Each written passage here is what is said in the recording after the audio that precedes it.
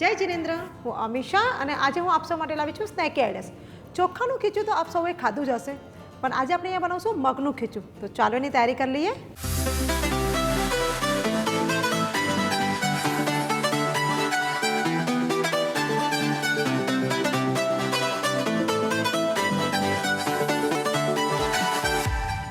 મગનું ખીચું બનાવવા માટે આપણે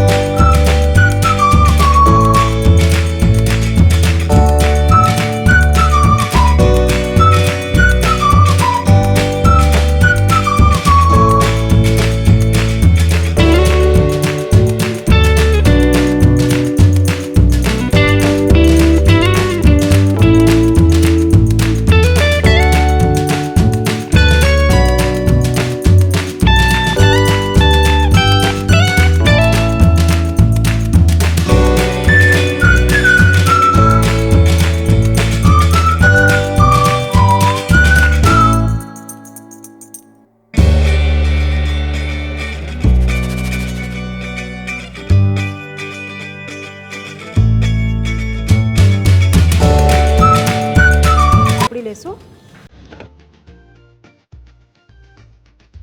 આ જે મગનું ખીચું છે એને આ રીતે બોલ બનાવીને વચ્ચે આ રીતે હોલ કરીને આ રીતે થાળીમાં સેટ કરી દઈશું. બીજી બાજુ આપણે સ્ટીમ પર ગરમ કરવા માટે મૂકી દીધું છે. તો આપણું જે મગનું ખીચુંની જે થાળી છે એને આપણે બાફવા માટે મૂકી દઈશું.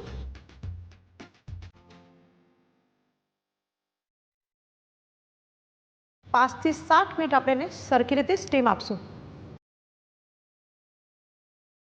આપણું મગનું ખીચું અહીંયા તૈયાર થઈ ગયું છે.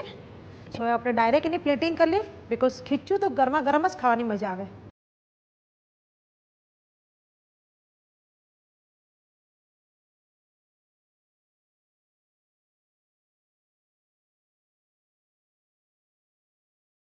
હવે આપણે એની પર થોડું ઓઇલ સ્પ્રેડ કરી દઈશું. તમે ચાહો તો ઘી પણ લઈ શકો છો. અહીં આપણે લાલ મરચું સ્પ્રિંકલ કરી રહ્યા છે, બટ તમારા ઘરે અગર જો મેથીનો સંભાર હોય તો તમે એ જરૂર વાપરજો. હવે એની પર લાસ્ટમાં સફેદ તલ એ બી સ્પ્રેડ કરી દઈશું. સો આપણું આ ગરમા ગરમ મગનું ખીચું તૈયાર થઈ ગયું છે. જૈનોના પર્યુષણ નજીક આવી રહ્યા છે. તમે ચાહો તો આની અંદરથી લીલા મરચાં તળી નાખશો તો તમે આ વાનગી પર્યુષણમાં પણ બનાવી શકશો. તો જલ્દીથી આ રેસીપી ટ્રાય કરો. આપ સૌને અગર અમારી રેસીપી ગમે છે તો એને લાઇક, શેર એન્ડ સબસ્ક્રાઈબ કરો.